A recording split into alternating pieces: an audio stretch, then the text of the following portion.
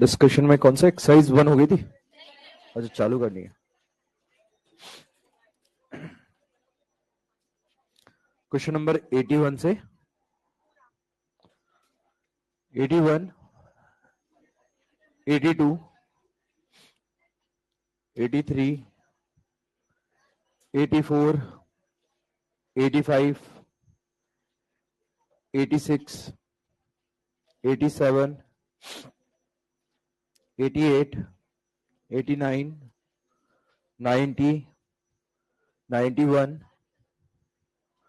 कौन सा 91, 92, 93, 94, 95, 95 के अंदर इस पे एक तो स्टार लगा लो। 95 देखो, HCl गैस जब तक बनता है तो क्वेश्चन में बोला है x किलो जूल की हीट क्या हो रही है, रिलीज हो रही है। अगर मैं इसी गैस को HCl लिक्विड में कन्वर्ट कर दूं, 2HCl गैस को 2HCl लिक्विड में, जब बताओ गैस से लिक्विड में जाते तो एनर्जी एब्जॉर्ब होती है या रिलीज होती है? लिक्विड से गैस में एब्जॉर्ब, गैस से लिक्विड में रिलीज होती है। तो HCl गैस लिक्विड में कन्वर्ट हुआ होगा तो मान लो कितनी Z अमाउंट की एनर्जी रिलीज हुई। तो बता सकते हो H2 और Cl2 मिलकर HCl लिक्विड बनाते हैं तो नेट कितनी एनर्जी रिलीज हुई? H2 प्लस Cl2 मिलकर HCl लिक्विड बनाएंगे तब तक X प्लस Z अमाउंट की नेट अमाउंट की एनर्जी रिलीज हुई। पर ये क्वेश्चन में कितना बोला है? लिक्विड बनने तक कितनी एनर्जी रिलीज हो रही है? Y। इसका मतलब Y की वैल्यू X से क्या है, ज्यादा है। तो एक तरीका तो ये है यहां पर इस मैनर में, या फिर दो जो रिएक्शन दे रखी है H2 plus Cl2 2HCl liquid और H2 plus Cl2 give 2HCl gas, और दोनों का डेल्टा H दे रखा है। इसका डेल्टा H है -y और इसका डेल्टा H है -x। अब क्या करो यहां पर, ये रिएक्शन जो है HCl liquid 2HCl liquid give 2HCl gas, मतलब सेकेंड रिएक्शन में से फर्स्ट रिएक्शन को क्या कर दो, माइनस कर दो, या सेकेंड में फर्स्ट को रिवर्स करके क्या कर दो, ऐड कर दो, तो ये रिएक्शन बन रही है।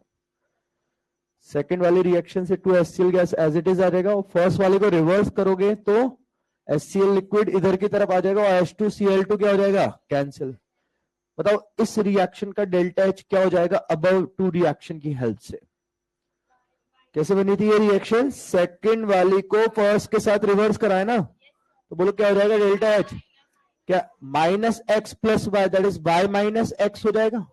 और बोलो लिक्विड से गैस कैसा प्रोसेस होता है, एंडोथर्मिक, तो ये वैल्यू पॉजिटिव होगी, 0 से ज्यादा होगी। इसका मतलब y should be greater than x हो जाएगा। या तो इस मैनर में करो या इस मैनर में कि गैस बनने तक x अमाउंट की एनर्जी रिलीज, लिक्विड बनने तक और एक्स्ट्रा z अमाउंट की, तो नेट लिक्विड बनने तक x प्लस z, और वो कितनी दे रखी है, y।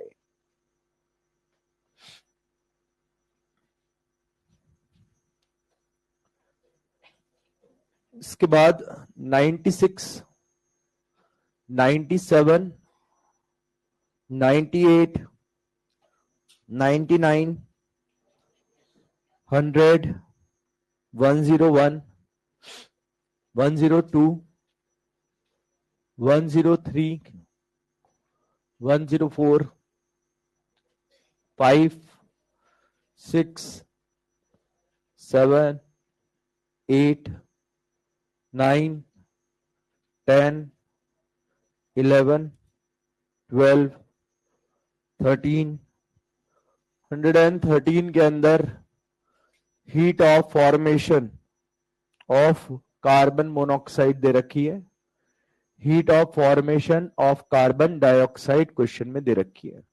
बोला है heat of 1 mole carbon graphite, मतलब heat of combustion of carbon graphite calculate करनी है। और हम जानते हैं ये दोनों एक ही होती है, कौन, heat of formation of CO2 is equal to heat of combustion of carbon graphite. तो आंसर हो जाएगा इसका -394। सॉल्व भी नहीं करना, या फिर इन दोनों की डेफिनेशन के अकॉर्डिंग जरा रिएक्शन लिखो और इसकी भी डेफिनेशन के अकॉर्डिंग रिएक्शन लिखो, तो देखना इन दोनों की रिएक्शन सेम दिखेगी। रिएक्शन सेम तो डेल्टा एच भी सेम। क्या लिखोगे? कार्बन ग्रेफाइट की कंबशन की reaction, carbon plus O2 give CO2, और इसकी हीट ऑफ फॉर्मेशन की कार्बन प्लस O2 मिलकर क्या बनाते हैं? CO2 के 1 मोल बनाते हैं। दोनों रिएक्शन सेम है तो डेल्टा एच भी क्या होगा? सेम होगा। 14, 15, 115 के अंदर 115 के अंदर क्वेश्चन को पढ़ो। 1 मोल बेंजीन को बर्न करा तो CO2 और H2O बनते हैं और 3267 किलो जूल की हीट प्रोड्यूस होती है। 1 मोल को बर्न करने की हीट को क्या बोलते हैं? Heat of combustion of benzene हो जाएगा। और वो कितना दे रखा है क्वेश्चन में? -3267। डेल्टा एच हीट रिलीज है तो डेल्टा एच की वैल्यू नेगेटिव -3267 किलो जूल। ये डेल्टा एच सी की वैल्यू दे रखी है। क्वेश्चन में बोला है calculate the standard formation enthalpy of formation of benzene, मतलब डेल्टा एच एफ की वैल्यू बेंजीन की कैलकुलेट करनी है। आगे क्वेश्चन में बोला है enthalpy of formation of CO2 and H2O। Enthalpy of formation of CO2 दे रखी है क्वेश्चन में और enthalpy of formation of H2O question में दे रखी है, दैट इज -393.5 एंड -285.83। ये डाटा दे रखे हैं। अब यहां पर सबसे पहली स्टेप तो यह है कि इसकी इंथैल्पी ऑफ फॉर्मेशन लानी। इन दोनों की इंथैल्पी ऑफ फॉर्मेशन दे रखी है और एक इंथैल्पी ऑफ कंबशन है। देखो फॉर्मेशन पूछिए और 2 की फॉर्मेशन 1 की कंबशन, तो मल्टीपल नाम हो गए। या तो ये तीनों फॉर्मेशन होता या ये तीनों कंबशन होता और ये, या तो ये तीनों फॉर्मेशन होता है या ये तीनों क्या होता? कंबशन का डाटा होता है, तो फॉर्मूला अप्रोच कर पाते। यहां पर पहली स्टेप तो यही है कि जो भी मेथड तुम यूज करना चाह रहे हो, जो हीट पूछिए उसकी डेफिनेशन के अकॉर्डिंग क्या करो? रिएक्शन लिख लो। तो heat of formation of benzene की रिएक्शन क्या लिखोगे? पहले तो C6H6 के 1 मोल का फॉर्मेशन किससे? कार्बन और हाइड्रोजन से। या 6 आ जाएगा और या 3। इस रिएक्शन की हीट को बोलोगे heat of formation of benzene. अब जरा मुझे बताओ फॉर्मूला यूज करना है, यानी कि इस रिएक्शन का क्या निकालना है हमारे को?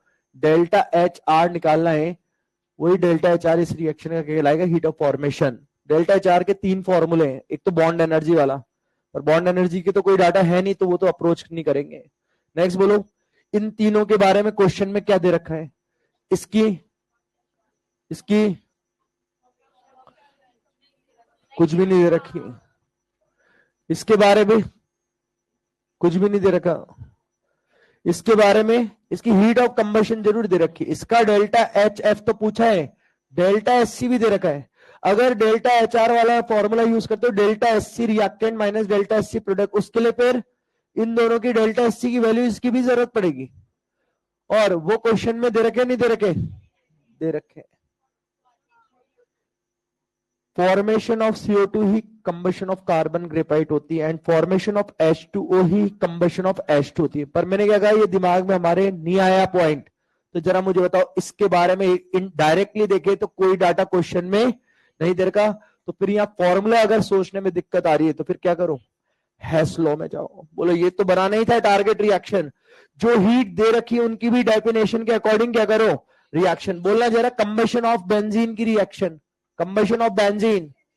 C6H6 की रिएक्शन कराओगे O2 से, क्या बनेगा? CO2 और H2 बैलेंस कर लो, 6 और 3 और यहां आ जाएगा 15/2। बोलो इसका डेल्टा एच का नाम डेल्टा एच सी कितना दे रखा है? -3267। नेक्स्ट बोलो heat of formation of CO2 की reaction, carbon plus O2 give CO2, इसका डेल्टा एच है -393.5। और लास्ट बोलो heat of formation of H2O, तो H2 plus half O2 give H2O, इसका डेल्टा एच दे रखा -285.83। अब बताओ ये तो यहां पर हो गई फॉर्मूला, अगर अप्रोच नहीं कर पा रहे हैं, फॉर्मूला अप्रोच नहीं कर पा रहे, तो अब बताओ ये तो हो गई टारगेट रिएक्शन और ये first plus second, first second third. बोलो कैसे बनेगी? 6C किससे आएगा? क्या सेकंड को 6 से मल्टीप्लाई कर दें? H2, 3H2 किससे आएगा? 3 इंटू थर्ड से, और बोलो C6H6 फर्स्ट को रिवर्स करने से। वैल्यूज रख दो, आंसर आ जाएगा इससे। इस पे भी स्टार लगा लो 115 पर, 15 है 115।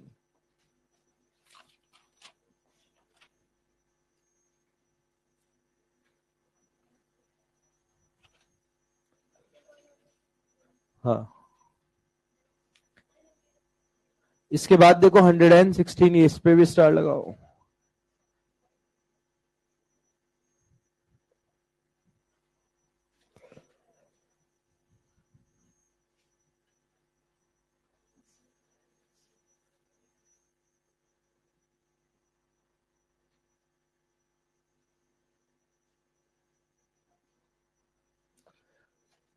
हंड्रेड एंड 16 के अंदर 112 लीटर वाटर गैस है एट एसटीपी। 112 लीटर मतलब 56 लीटर वाटर गैस क्या होती है? CO प्लस H2, इन दोनों गैसेस का मिक्सचर। क्वेश्चन में कहा है कि 112 लीटर वाटर गैस में जो CO और H2 है उन दोनों के इक्वल वॉल्यूम है। ब्रैकेट में लिखा हुआ है mixture of equal volume of H2 and CO। तो बताओ अगर 112 लीटर में दोनों का इक्वल वॉल्यूम है तो इसका कितना होगा? 56 लीटर और इसका 56 लीटर। किस कंडीशन में? वापस से एट, क्योंकि ये एसटीपी तो ये भी एट एसटीपी है। बोलो वॉल्यूम से क्या ला सकते हो एसटीपी पर? अगर वॉल्यूम पता हो तो मोल कितने हो जाएंगे? 56/20 2.4, दैट इज 2.5 मोल। और इसके भी कितने हो जाएंगे? सिमिलरली 2.5 मोल के बराबर। क्वेश्चन में कहा है कि अगर 112 लीटर वाटर गैस को बर्न करते हैं, मतलब indirectly 112 litre water gas burn करना मतलब इनडायरेक्टली 2.5 मोल CO और 2.5 मोल H2 को बर्न करना हो गया एक तरीके से। तो बताओ कितनी नेट हीट प्रोड्यूस होगी? तो क्या करो यहां पर 112 लीटर वाटर गैस के करस्पॉन्डिंगली पहले तो 2.5 मोल CO से पता लगाओ कितनी हीट प्रोड्यूस हो रही है, और 2.5 मोल H2 के कंबशन से कितनी हीट प्रोड्यूस हो रही है, और दोनों को क्या कर दो? हीट को ऐड कर दो, तो नेट हीट कितनी प्रोड्यूस हुई आ जाएगी। अब बताओ इसके 2.5 मोल के कंबशन से कितनी हीट प्रोड्यूस होगी, कैसे पता करोगे? उसके लिए मुझे हीट ऑफ कंबशन का डाटा चाहिए होगा इसका, जिसका मतलब क्या है? इसके 1 मोल के कंबशन से कितनी हीट प्रोड्यूस होगी ये पता लग जाएगा। तो जरा देखो एक रिएक्शन लिखी हुई है नीचे, बोलो CO की रिएक्शन को देखकर बताओ। जो डेल्टा H लिखा हुआ है -283, इसका क्या मतलब है? बोलो डेल्टा H -283 है इस रिएक्शन का। पहले तो ये -283 का क्या मतलब है? 283 किलो जूल की हीट रिलीज होगी। बता सकते हो ये CO के कितने मोल के कंबशन पर होगी? कोफिशिएंट 1 दिख रहा है ना वहां पर, इसका मतलब ये 1 मोल CO का डेल्टा H कितना है? -283। यूं बोल सकते हो 1 मोल CO को अगर बर्न करोगे तो 283 किलो जूल की हीट, 283 किलो जूल की हीट क्या होगी? रिलीज। तो बोलो कितने मोल का कंबशन कराओगे? 2.5 मोल CO का, तो कितनी हीट होगी? 2.5 इंटू 283। सिमिलरली वापस से रिएक्शन देखो, H2 का कंबशन की रिएक्शन लिखी हुई है वहां पर। बोलो H2 का कोफिशिएंट कितना दिख रहा है उसमें? 1। तो 1 मोल H2 का कंबशन कराओगे तो कितनी हीट प्रोड्यूस होगी?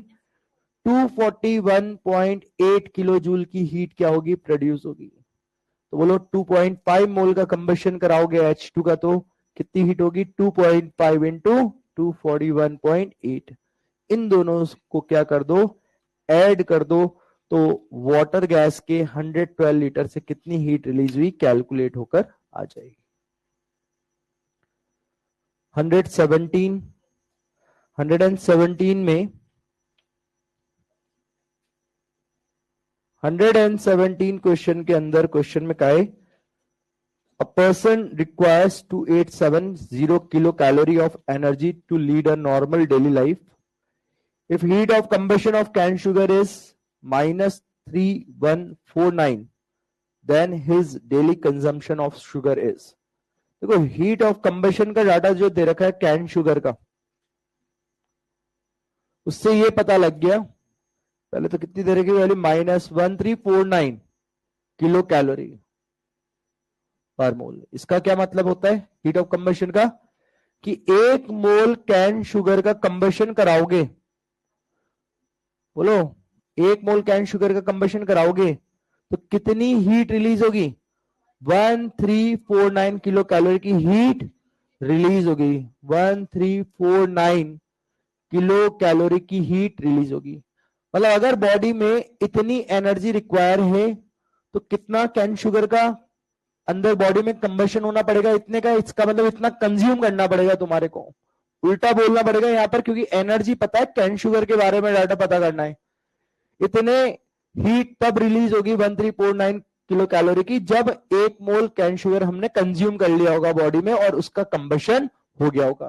बताओ कितनी एनर्जी डेली लाइफ के लिए रिक्वायर है, 2870 किलो कैलोरी। तो बोलो इतनी कैलोरी, किलो कैलोरी की हीट अगर बॉडी में प्रोड्यूस करवानी है तो कितने कैन शुगर की जरूरत पड़ेगी, 1 इंटू 2870 डिवाइड बाय 1349।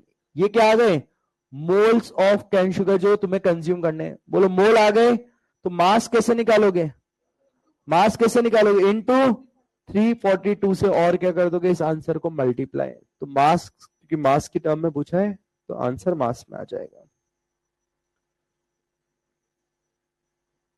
118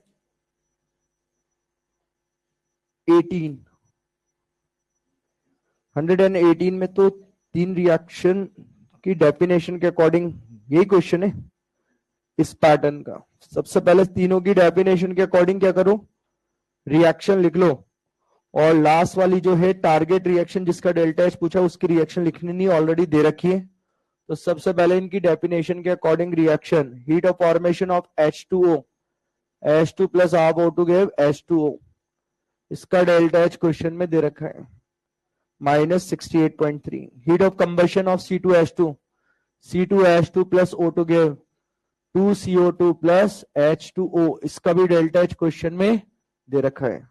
और लास्ट है heat of combustion of C2H4, heat of combustion of C2H4, C2H4 plus O2 give 2CO2 plus H2H2, इसका भी डेल्टा एच दे रखा है।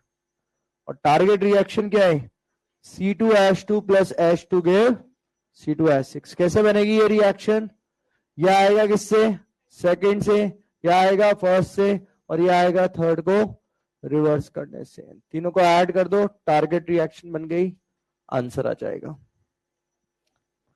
119, 20, 21, 22, 23, 24, 25, 26, 27, 28, 29, 30, 31, 32, 33, इस पे स्टार लगा लो, 33 पर वापस।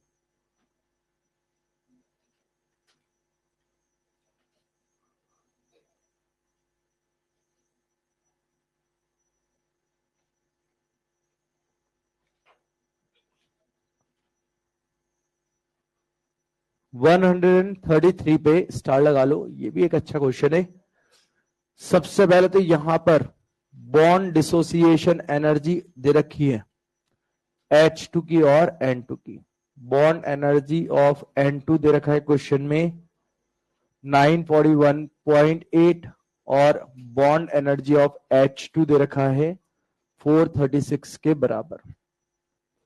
थर्ड, एक और क्या चीज दे रखी, इंथैल्पी ऑफ फॉर्मेशन दे रखी है NH3 की, ये है -46। बोला है heat of atomization of NH3 क्या होगा। अब जरा बताओ यहां पर, सबसे पहले तो इसके तरीके दो है यहां पर इस क्वेश्चन में। एक तो बॉन्ड एनर्जी का फॉर्मूला यूज करके क्वेश्चन को सॉल्व करेंगे। सबसे पहले बताओ यहां पर heat of formation of ammonia हमारे को दे रखी है और N2 और H2 की बॉन्ड एनर्जी दे रखी है। NH की बॉन्ड एनर्जी की जरूरत होगी, वो नहीं दे रखी, तो अपन क्या करेंगे, यहाँ पर हीट ऑफ फॉर्मेशन दे रखी है, इसकी डेफिनेशन के अकॉर्डिंग पहले तो क्या करो, रिएक्शन लिखो। रिएक्शन लिखेंगे तो क्या लिखेंगे यहां पर, ½ N2 plus 3/2 2H2 give NH3 के 1 मोल। इस रिएक्शन की हीट का नाम हीट ऑफ फॉर्मेशन होगा और वो कितना हो जाएगा -46। अब जरा मुझे बताओ, यहां पर इसकी बॉन्ड एनर्जी पता है, इसकी पता है, डेल्टा HR पता है, तो क्या NH की बॉन्ड एनर्जी आ जाएगी? फॉर्मूला क्या यूज करोगे? Bond energy reactant minus bond energy product से। जरा अप्लाई करा, -46 तो डेल्टा HR है, हाफ इंटू N2 की bond energy 941.8 plus 3/2 into H2 की bond energy 436 minus bond energy product. बोलो एक मोल अमोनिया में कितने मोल NH बॉन्ड होंगे? 3, तो 3 into bond energy of NH। यहां से बोलो क्या NH की बॉन्ड एनर्जी कैलकुलेट होकर आ जाएगी? ये आ गया, पर क्वेश्चन में बॉन्ड एनर्जी ऑफ NH नहीं पूछा है, हीट ऑफ एटमाइजेशन पूछा है। बोलो हीट ऑफ एटमाइजेशन की रिएक्शन क्या होती है?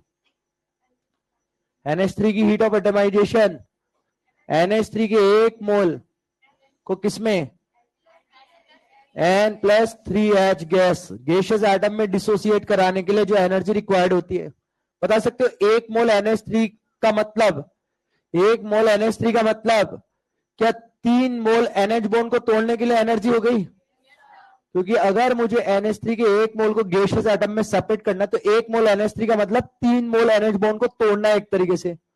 बोलो इस रिएक्शन की हीट का नाम है हीट ऑफ एटमाइजेशन, जो कि एक तरीके से किसके बराबर दिखाई दे रहा है? Heat of atomization 3 times of bond energy of NH के बराबर होगा। तो NH की बॉन्ड एनर्जी जो आएगी ना, यहां पर रख देंगे और किससे मल्टीप्लाई करेंगे? 3 से। क्या आ जाएगी? Heat of atomization of NH3। ऐसे बोलना, heat of atomization of CH4, heat of atomization of CH4, 1 mole CH4 को गैसियस एटम में कन्वर्ट करना। 1 मोल CH4 मतलब कितने CH बॉन्ड को तोड़ना? 4। इसका मतलब हीट ऑफ एटमाइजेशन किसके बराबर होगी? CH4 की।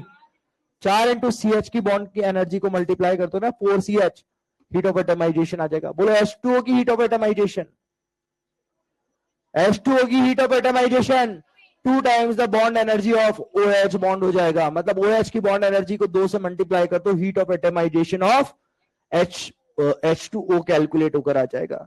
Heat of atomization of CH4, 4 CH bond को तोड़ने की एनर्जी एक तरीके से 4 इंटू CH बॉन्ड एनर्जी कर दो। तो यहां पर NH की बॉन्ड एनर्जी इस तरीके से पता करके 3 से क्या कर दिया? मल्टीप्लाई, क्या आ गई? Heat of atomization. दूसरा, अगर ये अप्रोच नहीं आती है, बोलो अगर ये दिमाग में नहीं आया सब, क्योंकि बॉन्ड एनर्जी तो नहीं पूछी थी, तो स्ट्रेट फॉरवर्ड तो इतना पूछते तब तो ये सब ऐसा ही करते तुम। ये प्रोसेस हो सकता है दिमाग में ना आए। अब बोलो दिमाग में ये सब नहीं आ रहा, तो फिर कौन सा तरीका? हैश लॉ से तो क्वेश्चन सॉल्व होएगा ही सही। हैश लॉ में कुछ दिमाग ही नहीं लगाना, कौन सा फॉर्मूला क्या कितने के बराबर होता है, बस डेफिनेशन के अकॉर्डिंग रिएक्शन। बोलना जरा, N2 की बॉन्ड एनर्जी की डेफिनेशन के अकॉर्डिंग रिएक्शन क्या लिखोगे? N2 को किस में कन्वर्ट कर दो? उसके 2N गैसियस एटम में। H2 की बॉन्ड एनर्जी, H2 के 1 मोल उसके किसमें? गैसियस एटम में। बोलो heat of formation of ammonia, half N2 plus 3/2 H2 give NH3। इन तीनों के डेल्टा H, इन तीनों के डेल्टा H दे रखे। और लास्ट बोलो हीट ऑफ एटमाइजेशन की भी डेफिनेशन के according reaction, NH3 converting into N gas plus 3H gas. बोलो ये रिएक्शन कौन सी? टारगेट। बताना जरा कैसे बनेगी? NH3 gives N gas plus 3H gas. NH3 किससे आएगा? क्या थर्ड को रिवर्स करने से आ जाएगा? नेक्स्ट बोला N गैस किससे आएगा? N गैस क्या फर्स्ट को हाफ से मल्टीप्लाई करने पर आ जाएगा? और 3H गैस किससे आएगा? पहले तो 3H गैस लाना है, यहाँ 2H गैस है, तो 2 तो नीचे आएगा और 3 ऊपर। क्या 3/2 इंटू सेकेंड करने से आ जाएगा? आंसर आ जाएगा इससे। तो इनको तो क्या करना होता है? ऐड। इससे क्या बन जाएगी? Target reaction. ये एक हैस्लो वाला मेथड कि अगर जरा सा भी कंफ्यूजन हो तो फिर डेफिनेशन के अकॉर्डिंग फटाफट से रिएक्शन लिखो और आंसर। कोई भी टिपिकल क्वेश्चन होता है इजीली सॉल्व हो जाता है हैस्लो से। तो ये एक अच्छा क्वेश्चन है, बॉन्ड एनर्जी के ऊपर सबसे अच्छा क्वेश्चन ही यही है।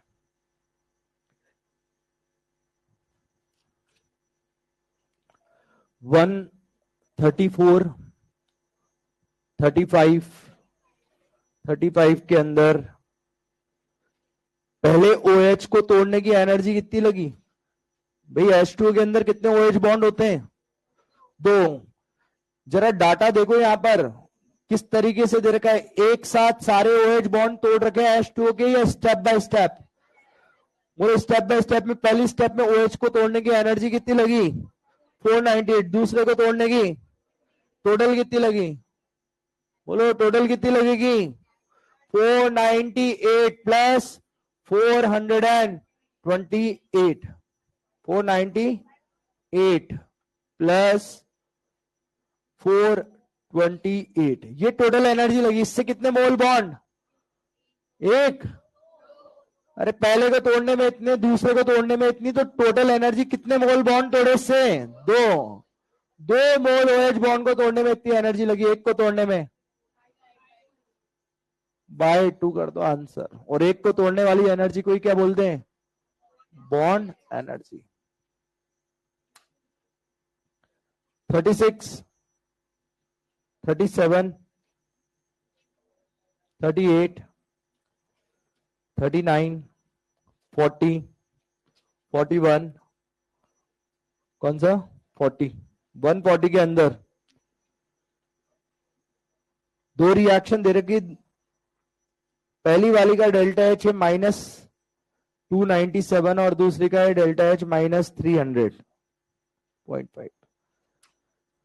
जरा बताओ यहां पर ऑप्शंस दे रखे हैं, इसमें जरा बताओ, इसमें पहली वाली रिएक्शन का डेल्टा H नेगेटिव है और दूसरी का भी डेल्टा H नेगेटिव है। क्या जानते हैं एक्सोथर्मिक रिएक्शन में रिएक्टेंट ज्यादा स्टेबल होता है या प्रोडक्ट? एक्सो में प्रोडक्ट। याद रखना, जिसका डेल्टा H ज्यादा नेगेटिव उसका प्रोडक्ट ज्यादा स्टेबल, तो उसका रिएक्टेंट कम स्टेबल। तो बताओ पहले वाली रिएक्शन और दूसरी वाली रिएक्शन में सेकंड रिएक्शन का डेल्टा H ज्यादा नेगेटिव है, तो इसका प्रोडक्ट मोर स्टेबल होगा सेकंड वाली रिएक्शन का, और रिएक्टेंट लेस स्टेबल होगा। तो बोलो कौन सी रिएक्शन का रिएक्टेंट ज्यादा स्टेबल हुआ?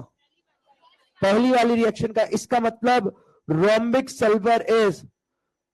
Sulphur is more stable. Rhombic sulphur is more stable. तो ये थर्ड पॉइंट तो गलत है यहां पर। अब ये फर्स्ट और सेकंड तो तुम्हारे को इनके एलोट्रोपिक फॉर्म के कलर और ये सब मेटेलिक क्लस्टर होता है नहीं होता है, ये तो इनऑर्गेनिक केमिस्ट्री का पॉइंट है। जरा फोर्थ ऑप्शन देखो, रोम्बिक टू मोनोक्लिनिक सल्फर का जो डेल्टा H है वो एंडोथर्मिक होगा, मतलब पॉजिटिव होगा। जरा बताओ पहली reaction sulphur rhombic plus O2 give SO2 और sulphur monoclinic plus O2 give SO2। जरा बताओ ये रोम्बिक का मोनोक्लिनिक में ट्रांजिशन कराना है, इस रिएक्शन को इन दोनों की हेल्प से कैसे बनाओगे? फर्स्ट और सेकंड की हेल्प से। बोलो रोम्बिक तो फर्स्ट से आ जाएगा और मोनोक्लिनिक सेकंड को रिवर्स करने से आ जाएगा, और दोनों को ऐड कर दो। बोलो फर्स्ट का डेल्टा H कितना था? -297.5 और सेकंड का था -300। रिवर्स करा दो। बोलो क्या ये सॉल्व करने पर +2.5 आएगा? इसका मतलब रोम्बिक टू मोनोक्लिनिक इज एक्सो या एंडोथर्मिक? इसका मतलब फोर्थ ऑप्शन यहां पर बिल्कुल सही है। 141, 142, 143, 144, 145, 46, 47, 47th क्वेश्चन में enthalpy of formation of KOH। पहले तो ये रिएक्शन डेफिनेशन के अकॉर्डिंग इसकी रिएक्शन लिख लो, और बाकी तो गिवन रिएक्शन है ही सही। हेस लॉ से फिर क्वेश्चन सॉल्व होगा। ये enthalpy of formation of KOH, बोलना क्या रिएक्शन होगी KOH की फॉर्मेशन की? KOH gives K plus half O2 plus half H2, ये रिएक्शन होगी। जरा बताओ इस रिएक्शन की हीट का नाम क्या होगा? Heat of formation of KOH। और ये कौन सी रिएक्शन है? Target reaction. जरा बताओ ये टारगेट रिएक्शन, जो 3 रिएक्शन तुम्हारे सामने है, कैसे बनेगी? K किससे आएगा? बोलो K किससे आ जाएगा? सेकंड वाले से एज इट इज आ जाएगा, तो K तो एज इट इज लिख दो। फिर बोलो हाफ O2 क्या फर्स्ट वाली से आ जाएगा? और बोलो हाफ H2O हाफ H2। अरे पहली में भी है दूसरी में भी है ना, स्किप करोगे और बोलो KH थर्ड वाली से रिवर्स करने पर, तो बस ये टारगेट रिएक्शन फॉर्म हो जाएगी। इनको ऐड कर दो तो second plus first plus third reverse मतलब -48 -68.39 और +14। कौन सा ऑप्शन मैच कर रहा है? Second option. सॉल्व भी नहीं करना है इसमें, तो बस मैच कराना है। 148 149 150 151 152 153 154 55 56 57 और लास्ट 58। इस पे स्टार लगा लो 58 पर।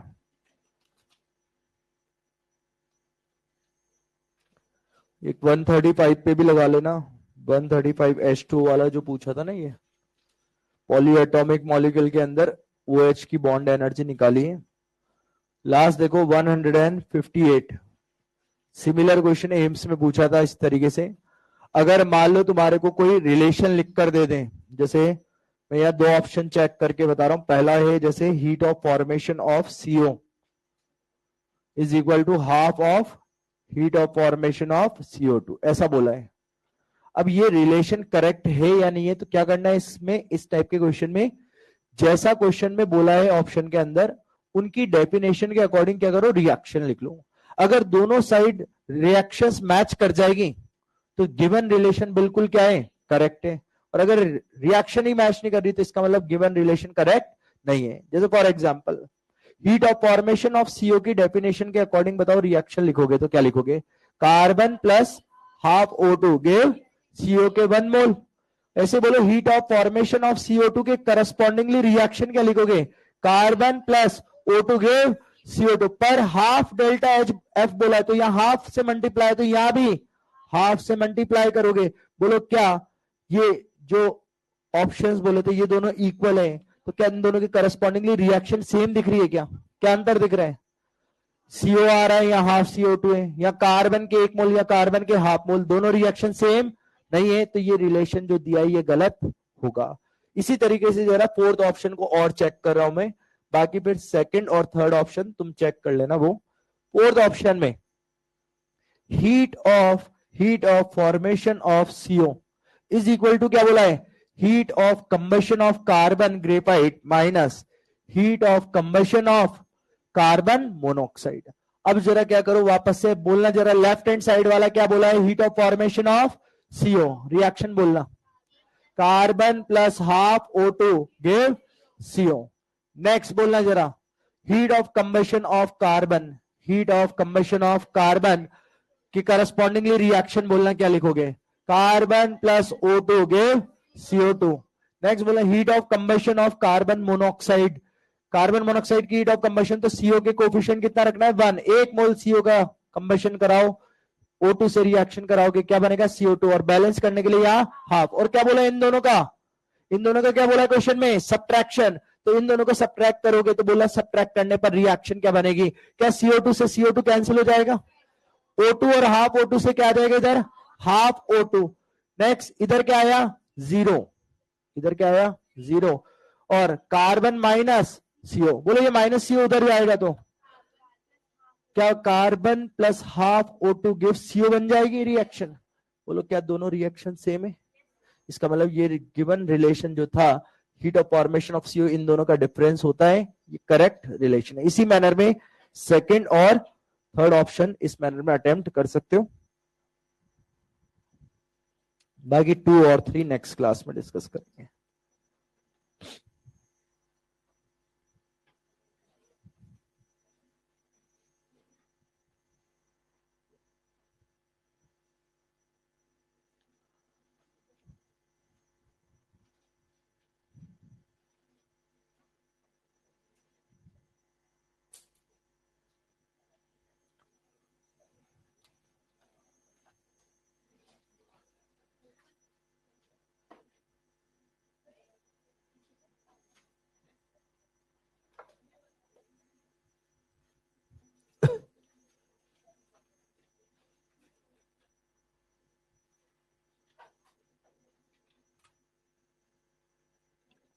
लास्ट में कहां तक लिख लिया था अपन ने?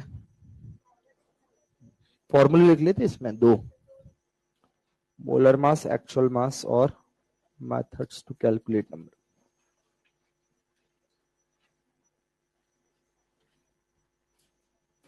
इसमें तीसरा फॉर्मूला एक और होता है नंबर ऑफ मोल्स निकालने का। Given number of particles divide by Avogadro number. मतलब अगर मुझे number of atom, number of molecule या नंबर ऑफ आयंस पता है, तो उन स्पीशीज के कितने मोल हो जाएंगे करस्पॉन्डिंगली, वो इस फॉर्मूले से निकाल सकते हैं। शॉर्ट में लिखते हैं इसे n अपॉन Na। तो टोटल 3 फॉर्मूले हो गए हमारे पास यहां पर। पहला था मोल बराबर मास अपॉन मोलर मास, दूसरा था मोल बराबर volume at STP divide by 22.4, और तीसरा हो गया mole equal to number of particle upon Avogadro number. अच्छा, मोल पता है, मोल पता है तो मोलर मास से मल्टीप्लाई कर दोगे तो मास आ जाएगा। मोल पता है 22.4 से मल्टीप्लाई कर दोगे तो वॉल्यूम एट एसटीपी आ जाएगा। इसी तरीके से मोल को Na से मल्टीप्लाई करोगे तो क्या आ जाएंगे? Number of particle. Number of particle में क्या? नंबर ऑफ एटम, मॉलिक्यूल या आयन? कुछ भी हो सकता है। अगर ये मोल किसी एटम के हैं तो नंबर ऑफ एटम, ये मोल CO2 के हैं तो नंबर ऑफ CO2 मॉलिक्यूल। ये मोल अगर किसी आयन के, जैसे Fe2+ आयन के मोल बोल रहे हो, तो ये नंबर ऑफ Fe2+ आयंस के बारे में बताएगा। तो इसका मतलब याद रखना, यहाँ पर n इंटू Na करने से, n इंटू Na करने से क्या आएंगे? नंबर ऑफ एटम्स आएंगे। कब? जब ये नंबर ऑफ मोल्स किसके होते हैं? एटम्स के होते हैं। इन केस ऑफ एटम, अगर एटम के मोल हमारे को पता होते हैं तो n इंटू Na करने से नंबर ऑफ एटम्स आएंगे। इसी तरीके से n is the number of moles of molecule. In case of molecule, molecule के मोल पता होते हैं, मॉलिक्यूल के मोल पता होते हैं तो n इंटू Na करने से क्या आएंगे? नंबर ऑफ मॉलिक्यूल्स कैलकुलेट होकर आते हैं, number of molecules.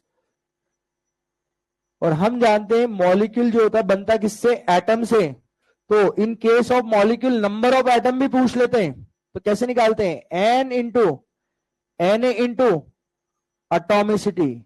n into Na into atomicity कर दोगे तो मॉलिक्यूल के मोल तो पता थे, उस मॉलिक्यूल के जितने भी गिवन मोल है उसमें नंबर ऑफ एटम्स कितने हैं वो कैलकुलेट होकर आ जाते हैं, नंबर ऑफ एटम्स।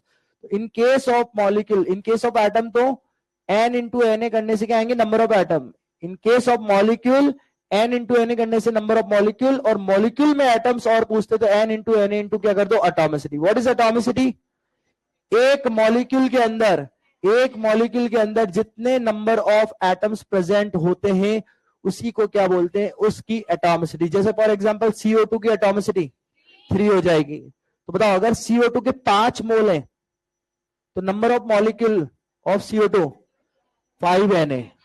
CO2 खुद एक मॉलिक्यूल है, मॉलिक्यूल के 5 मोल, तो number of molecules of CO2 हो जाएगा 5Na।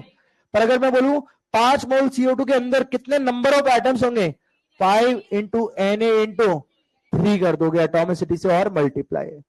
लास्ट है इन केस ऑफ आयन। अगर आयंस के मोल पता होते हैं, इन केस ऑफ आयंस के मोल पता है तो n इंटू Na कर देंगे तो सिंपली क्या आ जाएंगे? नंबर ऑफ आयंस कैलकुलेट होकर आ जाते हैं, नंबर ऑफ आयंस।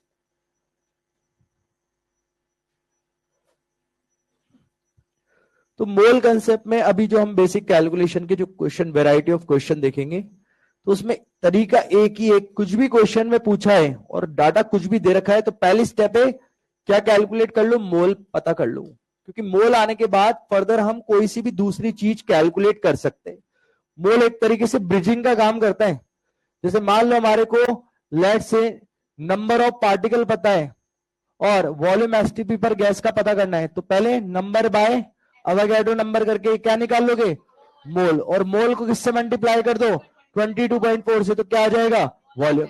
तो कुछ भी हमारे को दे रखा है, पहले स्टेप ही क्या होती है? पहले नंबर ऑफ मोल्स कैलकुलेट कर लो, और फिर जो भी चीज पूछी है उसके करस्पॉन्डिंगली फॉर्मूला यूज करके वापस से जो भी पूछा वो कैलकुलेट करके ला सकते हो। जैसे बोलना है यहाँ पर मान लो एसटीपी पर वॉल्यूम पता है और गैस का मास पता करना है, कैसे पता करोगे? एसटीपी पर वॉल्यूम डिवाइड बाय क्या आ जाएंगे उससे, मोल। मतलब वॉल्यूम दिया था तुमने, क्या निकाल लिए, मोल। और फिर मोल को किससे मल्टीप्लाई कर देते हैं, मोलर मास से, तो क्या आ जाएगा, मास। तो जितना वॉल्यूम दिया हुआ था उसके करस्पॉन्डिंगली गैस का कितना मास है वो कैलकुलेट होकर आ जाता है। लास्ट एक और टर्म यहां पर होती है, that is vapour density. What is vapour density? पहले बताया होगा कहीं ना कहीं तो। वेपर डेंसिटी कहां बताया था ये? सॉल्यूशन के अंदर बताया था। कहां गया सॉल्यूशन में, कहां गया ये? वेपर प्रेशर बताया था सॉल्यूशन में। एक ही बात है, खैर वेपर डेंसिटी और वेपर प्रेशर ऑलमोस्ट सेम ही है, बस ये डेंसिटी को रिप्रेजेंट करता है, वो प्रेशर को। क्या फॉर्मूला होता है बोलना वेपर डेंसिटी का? जब किसी भी गैस की डेंसिटी को, याद रखना, हाइड्रोजन गैस की डेंसिटी के रेस्पेक्ट में कैलकुलेट करते हैं तो उससे क्या बोलते हैं हम, vapour density. Vapour density is density of any gas with respect to hydrogen gas की density is known as vapour density. बस कंडीशन क्या है, दोनों गैसेस का प्रेशर और टेम्परेचर क्या होना चाहिए, सेम होना चाहिए। अगर ये 10 एटीएम प्रेशर पर डेंसिटी बता रहे हो तो इसकी भी डेंसिटी 10 एटीएम प्रेशर पर होनी चाहिए। तो दोनों गैस की डेंसिटी सेम होनी चाहिए। जरा बताओ यहां पर density of gas upon density of H2 gas is vapour density. एक और रिलेशन यहां पर होता है मोलर मास की टर्म में, क्या होता है, two into vapour density is equal to molar mass of gas. एक ये रिलेशन भी याद रखो, ये भी न्यूमेरिकल में यूज में आ जाता है। इसके बाद बताओ दो गैसेस की वेपर डेंसिटी का रेशियो VD1 और VD2 किसके बराबर होगा, बोलो। 2 into VD1 M1, 2 into VD2 M2। तो बोलो वेपर डेंसिटी का, दो अलग अलग गैस की वेपर डेंसिटी का रेशियो मोलर मास का रेशियो होता है सिंपली। ठीक है, दो अलग अलग गैस की वेपर डेंसिटी का रेशियो दो अलग अलग गैस के मोलर मास के रेशियो के क्या होता है, इक्वल होता है। तो VD1/VD2 is equal to M1/M2। अब नेक्स्ट यहां पर इन पर बेस्ड क्वेश्चन।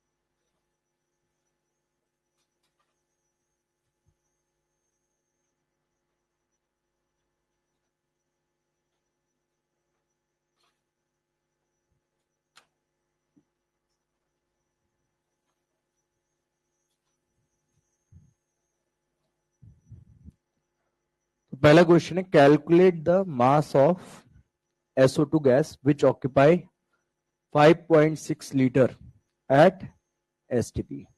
मतलब SO2 गैस का STP पर वॉल्यूम तुम्हारे को दे रखा है और उसके करस्पॉन्डिंगली कितना मास उस गैस का होगा कैलकुलेट करना है।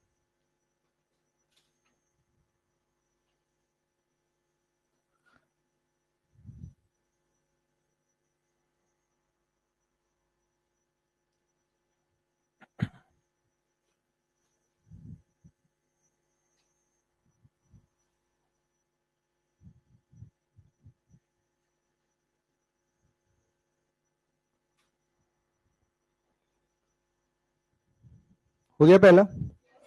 तो सिंपली यहां पर मतलब पहले तो अपन वही बेसिक क्वेश्चन जो मोल के फॉर्मूले के, फिर थोड़ा इसमें वैरायटी अपने आप चेंज हो जाएगी। फॉर्मूला तो यूज आएगा पर थोड़ा सा क्वेश्चन में सोचना पड़ेगा बस।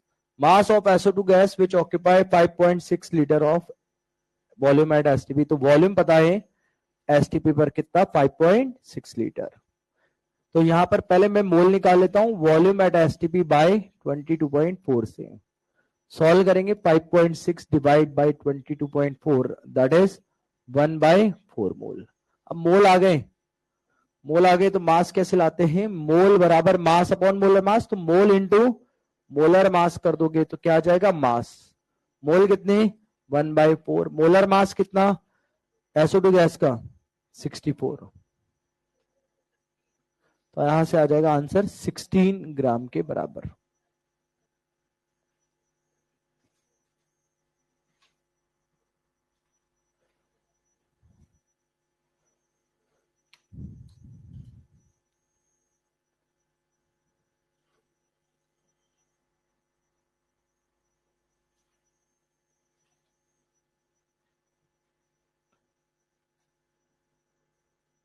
नेक्स्ट है इसके बाद calculate the volume of 2G molecule of O2 gas at STP।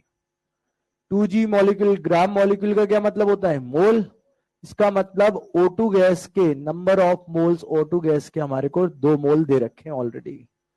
तो वॉल्यूम कैसे निकालेंगे, मोल एक वॉल्यूम, मोल बराबर क्या था वॉल्यूम बाय 22.4। तो वॉल्यूम बराबर मोल इंटू 22.4, आंसर हो जाएगा 44.8 लीटर के बराबर। इतना volume gas, oxygen gas occupy कर रही है।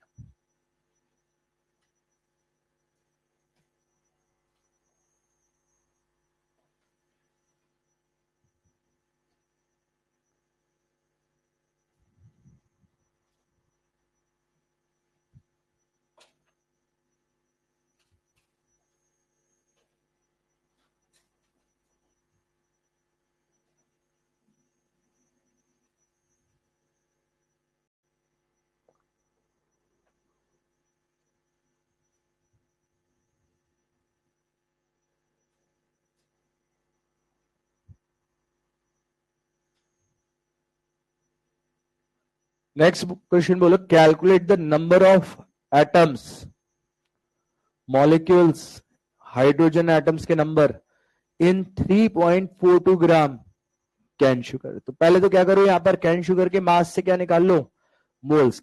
फॉर्मूला क्या होता है C12H22O11। मॉलिक्यूल है एक, तो सबसे पहले इसके मोल निकाल लेते हैं। कैन शुगर के मोल हो जाएंगे 3.42 डिवाइड बाय 342 दैट इज 0.01 मोल। अब मोल आ गए तो बताओ नंबर ऑफ एटम, मॉलिक्यूल और एच एटम लाना है किसी मॉलिक्यूल में नंबर ऑफ मॉलिक्यूल लाने का फॉर्मूला क्या होता है मॉलिक्यूल के अंदर N इंटू Na कर दो। इससे क्या आएगा नंबर ऑफ मॉलिक्यूल्स कैलकुलेट होकर आते हैं। तो नंबर ऑफ मॉलिक्यूल हो जाएंगे 0.01 Na के बराबर। ये तो हो गया नंबर ऑफ मॉलिक्यूल। फिर किसी मॉलिक्यूल में एटम्स कैसे निकालते हैं तो उसका फॉर्मूला होता है N into Na into atomicity, N into Na into atomicity.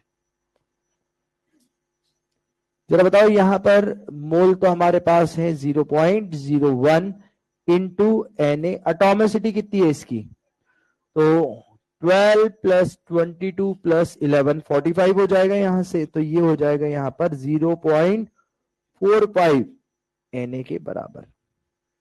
इसी तरीके से H एटम्स पूछा है, H एटम्स पूछे हैं तो फॉर्मूला यही रहेगा, पर एटॉमिसिटी किसकी आएगी, हाइड्रोजन की आ जाएगी यहां पर। तो number of H atoms will be equal to n into Na into atomicity of H atom पूछा, तो H एटम की एटॉमिसिटी जो कि कितनी है 22, दैट इज आंसर हो जाएगा 0.22 Na के बराबर।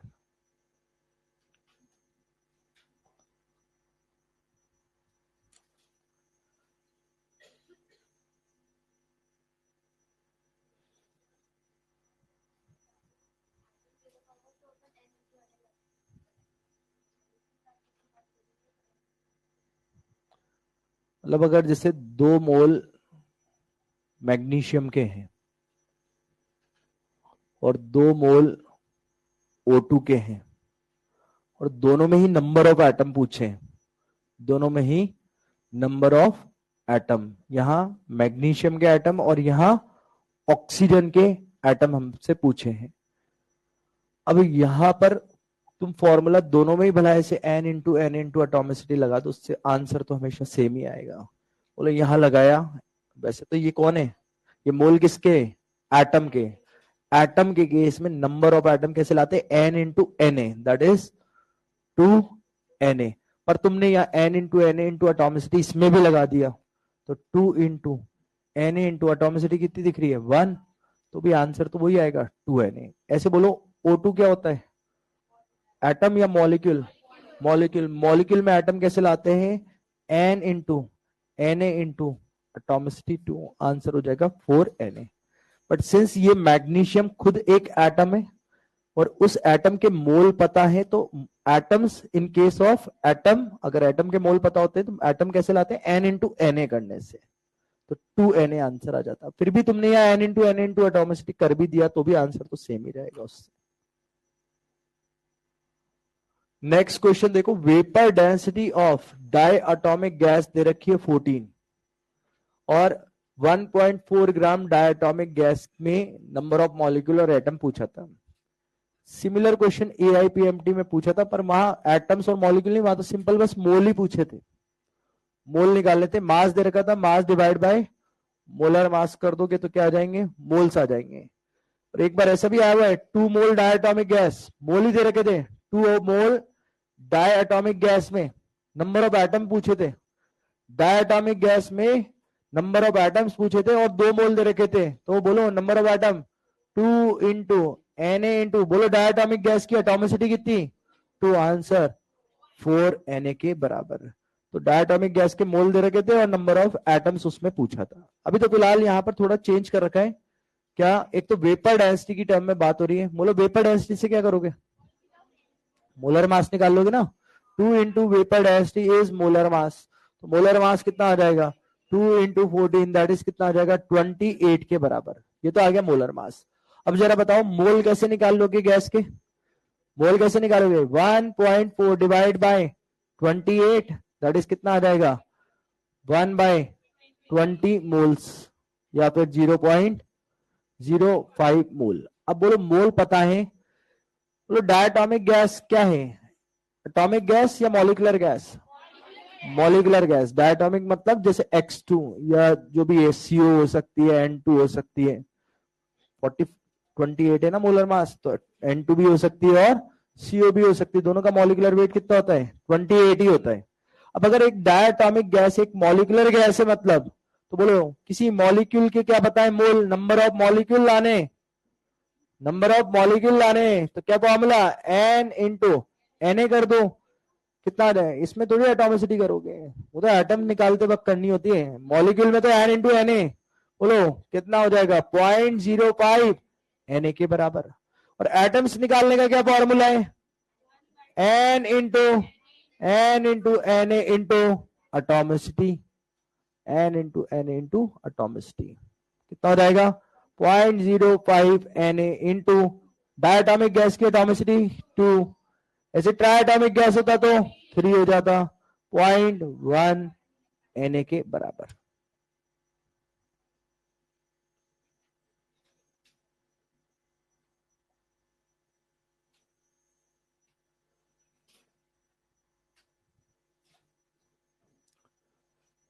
इसके बाद इसी तरीके से एटम्स के अंदर या किसी आयन के अंदर या मॉलिक्यूल के अंदर प्रोटॉन, इलेक्ट्रॉन, न्यूट्रॉन की कैलकुलेशन करवाते हैं। तो देखो इस वाले पैटर्न के क्वेश्चन को किस मैनर में हमारे को अटेम्प्ट करना होता है। सबसे पहले तो यहां पर क्या करो, एक जो भी स्पीशीज दे रखी ना उसके एक स्पीशीज के अंदर कितने प्रोटॉन, इलेक्ट्रॉन, न्यूट्रॉन है वो कैलकुलेट कर लो। कौन है स्पीशीज यहां पर? N3 minus ion. चलो बताओ N3 माइनस आयन में तुम्हें पहले तो इसके एक आयन के अंदर, एक N3 माइनस आयन में पता कर लो कितने प्रोटॉन है, कितने इलेक्ट्रॉन है और कितने न्यूट्रॉन है। याद रखना प्रोटॉन किसके बराबर होते हैं? Z के। इलेक्ट्रॉन Z के। अगर स्पीशीज कैसी होती है? न्यूट्रल होती है। या फिर इलेक्ट्रॉन किसके बराबर होते हैं? Z माइनस चार्ज के। अगर स्पीशीज कैसी होती है? चार्ज स्पीशीज होती है। चार्ज स्पीशीज होती है। न्यूट्रॉन कैसे निकालते हैं? तो न्यूट्रॉन निकालते हैं A माइनस Z करके। ये फॉर्मूला होता है किसी भी एक सिंगल स्पीशीज में प्रोटॉन, इलेक्ट्रॉन और न्यूट्रॉन निकालने का। बोलना जरा यहां पर सबसे पहले जैसे कार्बन से चालू कर रहा हूं, बोलो कार्बन का एटॉमिक नंबर कितना? 6 और मास नंबर 12। तो इलेक्ट्रॉन, प्रोटॉन कितने होंगे? 6 के बराबर। एक कार्बन एटम में 6 प्रोटॉन। इलेक्ट्रॉन कितने? 6 रहेंगे, न्यूट्रल है तो जितने प्रोटॉन उतने ही इलेक्ट्रॉन रहते हैं। नेक्स्ट इसके बाद न्यूट्रॉन निकालोगे, A माइनस Z कितना रहेगा? 6 के बराबर है। इसी तरीके से चार्ज स्पीशीज है, इसमें कैसे कैलकुलेट करेंगे? तो बोलो इसका एटॉमिक नंबर 7, मास नंबर 14। बोला प्रोटॉन कितने? 7 के बराबर। Electron 7 minus -3, Z minus charge. बोलो 7 माइनस -3 10 हो जाएगा। या फिर यूं भी कह सकते हो, बोलो अगर ये न्यूट्रल होता तो कितने प्रोटॉन थे? 7। तो इलेक्ट्रॉन भी कितने होते? 7 पर -3 चार्ज है, मतलब 3 इलेक्ट्रॉन और लिए होंगे। 7 और 3 कितने हो जाएंगे? 10 के बराबर। लास्ट बोलो न्यूट्रॉन 14 माइनस 7 दैट इज 7। ये जो डाटा तुमने यहां बोला ये आंसर नहीं, ये एक सिंगल स्पीशीज के अंदर इलेक्ट्रॉन, प्रोटॉन, न्यूट्रॉन हो गया। अब इसके बाद करना क्या है कि जो भी मास वगैरह हमारे को या मोल वगैरह दे रखे, बोलो 4.2 ग्राम N3 माइनस आयन है, नंबर ऑफ मोल्स कितने हो जाएंगे? 4.2 डिवाइड बाय 14। N3 माइनस का मोलर मास में यार रखना, चार्ज का कोई लेना देना नहीं होता। कितना हो जाएगा यहाँ पर? नाइट्रोजन का मोलर मास होता है 14, तो यहां से मोल कितना आ जाएंगे? 0.3 मोल। अब याद रखना यहाँ पर ये मोल आ गए। फाइनली करना क्या है यहाँ पर? 4.3 ग्राम N3 माइनस में कितने प्रोटॉन है ये पता करना है। तो पहले तो मास से क्या निकाल लिया? मोल। अब नंबर ऑफ प्रोटॉन निकालने 4.2 ग्राम N3 माइनस में। तो बिल्कुल फॉर्मूला इसी पैटर्न का, N into Na into atomicity की जगह बस क्या कर देना, यहाँ एक स्पीशीज में जितने प्रोटॉन थे उससे मल्टीप्लाई कर देना, दैट इज प्रोटोनिटी, जैसे नाम दे दिया उसको। क्या हो जाएगा बोलना जरा? Number of proton N into Na into further किससे मल्टीप्लाई करना है?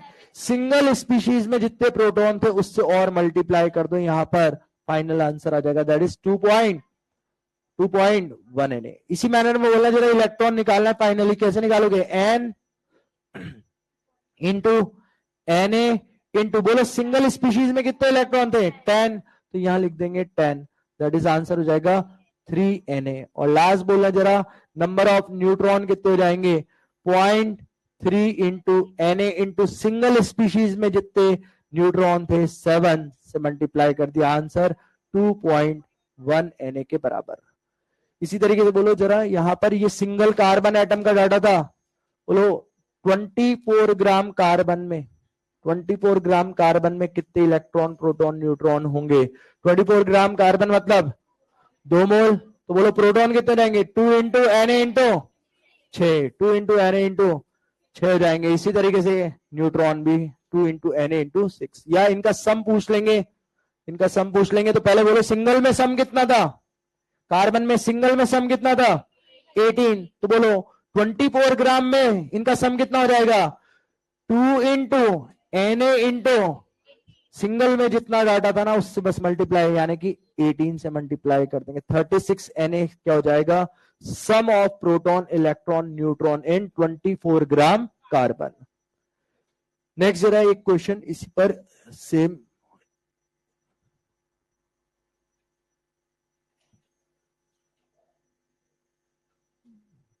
ये AIPMT में पूछा था, इलेक्ट्रॉन्स पूछे थे, calculate the number of electron, neutron भी पूछ लेते हैं और प्रोटॉन भी पूछ लेते हैं, इन 1.6 ग्राम CH4।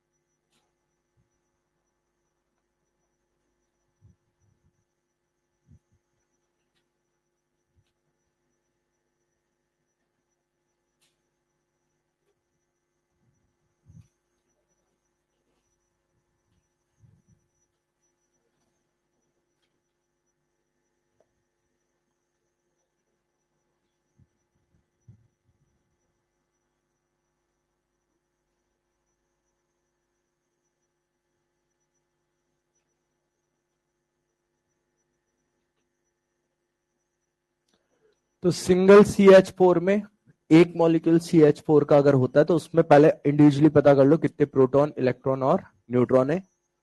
उसके बाद 1.6 ग्राम के करस्पॉन्डिंगली मोल तो निकालने ही है। 1.6 डिवाइड बाय 16 दैट इज 0.1 मोल। तो हम जानते हैं नंबर ऑफ प्रोटॉन जो होगा फाइनली क्या होगा, N इंटू Na इंटू, बस सिंगल का डाटा जो आएगा ना वो यहां रख देंगे। इलेक्ट्रॉन का डाटा होगा N into Na into single CH4 में जितने इलेक्ट्रॉन है वहां रख देंगे, और neutron 0.1 into Na into single CH4 के नंबर ऑफ न्यूट्रॉन। अब बताओ सिंगल CH4, एक CH4 में कितने इलेक्ट्रॉन, प्रोटॉन, न्यूट्रॉन होंगे? तो बोलो कार्बन में 6 प्रोटॉन, हाइड्रोजन में 1, तो 4 हाइड्रोजन एटम में 4, टोटल कितने हो जाएंगे? 10। क्या न्यूट्रल दिख रहा है? तो जितने प्रोटॉन उतने ही इलेक्ट्रॉन हो जाएंगे। नेक्स्ट न्यूट्रॉन, न्यूट्रॉन कैलकुलेट करना है तो बोलो कार्बन में हो जाएंगे 6 और 12, 12 माइनस 6, तो इसके अंदर न्यूट्रॉन। हाइड्रोजन में 1 माइनस 1, 1 माइनस 1 0, तो कितने न्यूट्रॉन होंगे? 6। तो आंसर हो जाएगा number of proton 0.1 into N into 10, that is Na के बराबर है। Electron 0.1 into N into 10, that is Na के बराबर। और last number of neutron 0.6 Na के बराबर।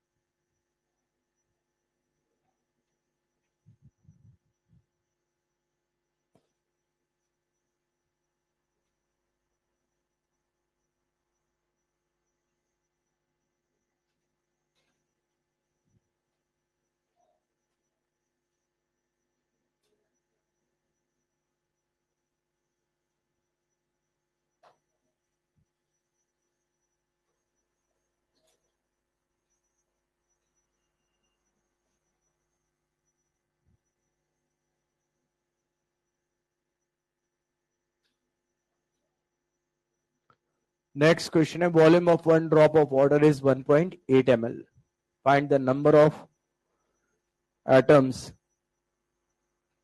and molecules in 5 drop of water।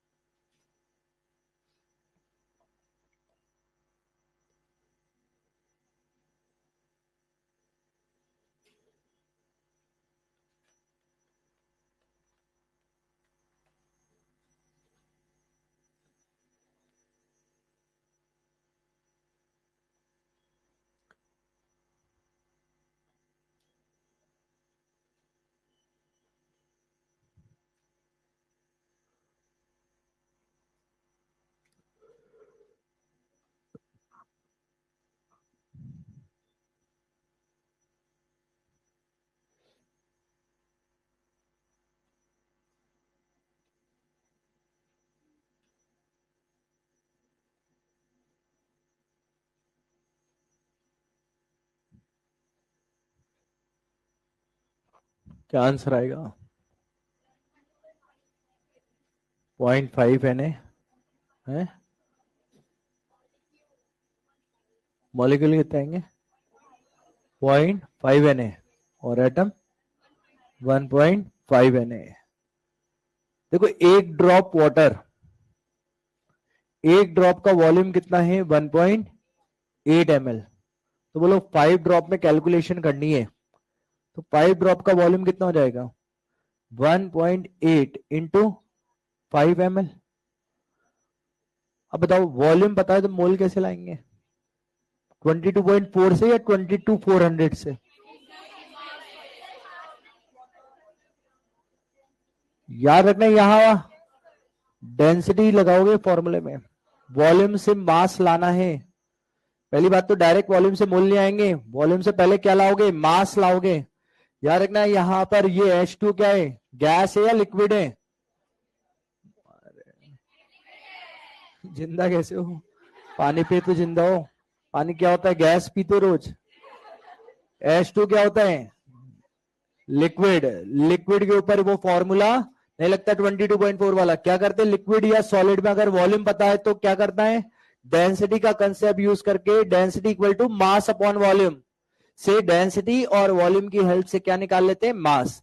पर वाटर के केस में तो पहले ही बता रखा है मैंने एक पॉइंट, जितना वॉल्यूम एमएल में उतना ही मास। सीधे ग्राम में भी बोल सकते हो ना, क्योंकि डेंसिटी 1 होती है। तो बोलो मास कितना? 1.8 इंटू 5 ग्राम हो जाएगा।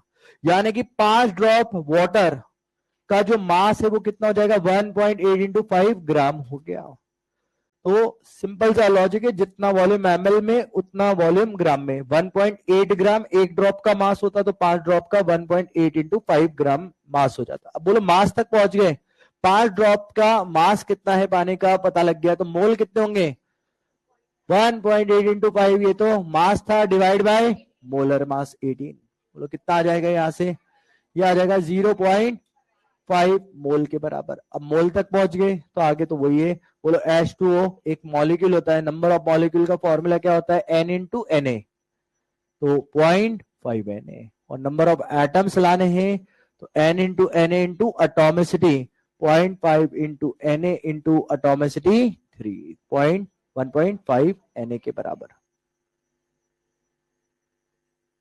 सिमिलर क्वेश्चन ये तो अपन इस मैनर में करते हैं, फिर EIPMT में भी आया था क्वेश्चन इसी पैटर्न का। एग्जैक्टली सेम तो नहीं आया, पर वहां पर 5 ड्रॉप कुछ इस तरीके से था कि कुछ ड्रॉप्स का वॉल्यूम तुम्हारे को बता दिया, ठीक है, और करस्पॉन्डिंगली एक ड्रॉप के अंदर पूछा था कि बताओ कितने एटम होंगे। क्या करना है?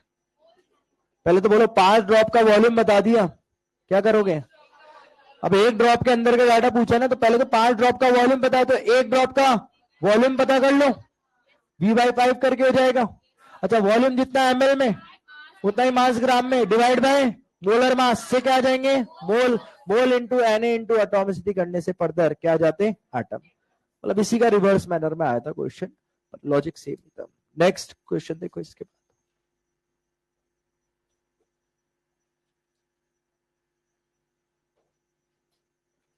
Calculate the number of atoms, या एनसीईआरटी में दे रखा है।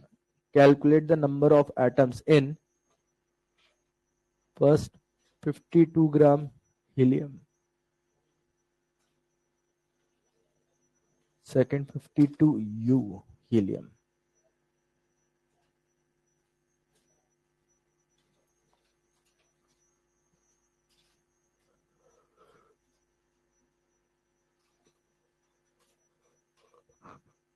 अब देखो यहां भी तुम N into Na into atomicity कर भी दोगे तो आंसर उससे कोई गलत नहीं हो जाएगा। अटोमिसिटी सबको दिख रही है, कितनी दिख रही है? 1 1। वैसे तो मोल आने के बाद N इंटू Na करना है, पर फिर भी अटोमिसिटी से मल्टीप्लाई भी कर दोगे तो अटोमिसिटी 1 दिख रही है।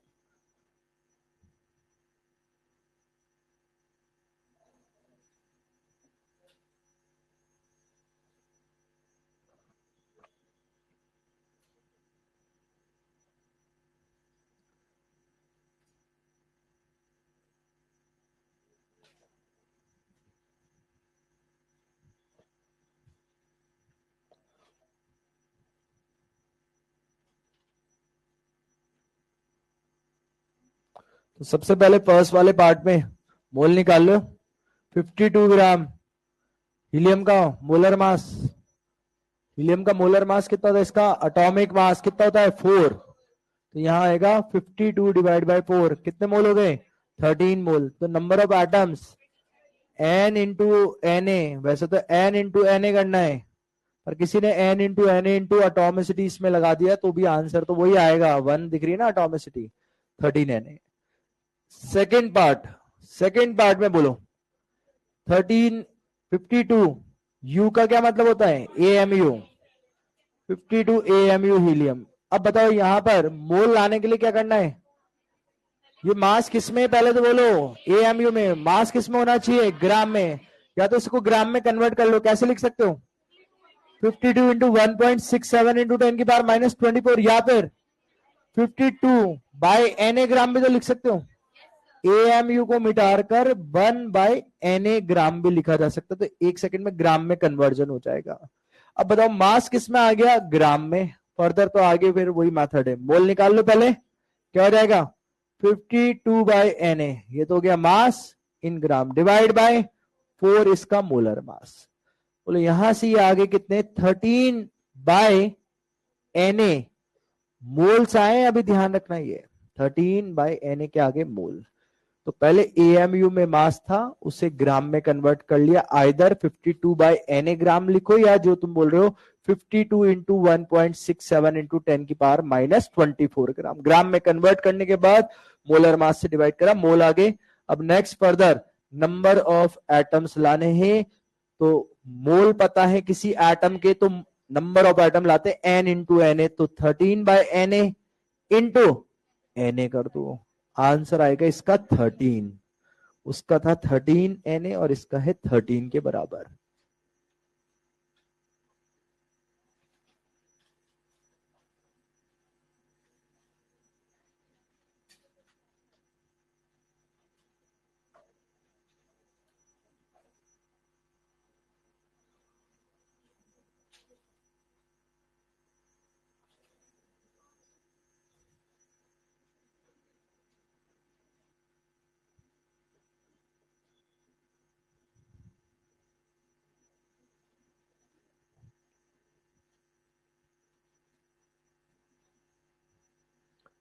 Which has highest number of atom?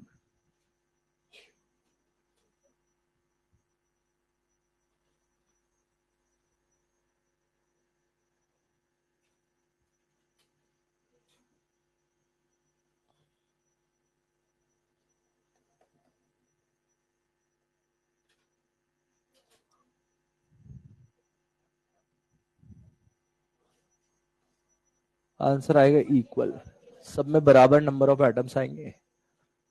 16 gram O, पहले तो मोलर मास बोलना जरा, O3 का 48, O2 का 32 और O का 16 से इनके क्या निकाल लोगे moles into Na into atomicity करके नंबर ऑफ एटम्स, देखना सबके डाटा क्या आएंगे सेम, Na के बराबर आएंगे। तो पहले नंबर ऑफ मोल्स निकाल लो, उसके बाद नंबर ऑफ एटम्स निकालेंगे। तो मोल जाएंगे 16 by 16, 16 by 32, 16 by 48, 1 by 3, 1 by 2, 1। Number of atom 1 into Na into atomicity 1, 1 by 2 into Na into atomicity 2, 1 by 3 into Na into atomicity 3, यह आएगा Na के बराबर, यह आएगा Na के बराबर, और ये भी Na। That means all have equal number of atoms. ये IIT में पूछा था क्वेश्चन, अपने भी एग्जाम में आए हुए हैं ये सब इस पैटर्न के क्वेश्चन। अभी ये नेक्स्ट क्लास में आप देखेंगे इसके और जो क्वेश्चंस है, अभी कब बचे हुए हैं काफी क्वेश्चन, नेक्स्ट क्लास में इसके क्वेश्चंस रिमेनिंग और empirical formula, molecular formula, minimum molecular weight और परसेंटेज कंपोजिशन, ये डिस्कस करेंगे नेक्स्ट क्लास में। और मॉड्यूल में एक्सरसाइज 2 और 3 तो थर्मोडायनेमिक्स की, और इधर से चाहो तो आप बिगिनर्स बॉक्स नंबर 1 और 2 करके देख लेना, बिगिनर्स बॉक्स 1 और 2।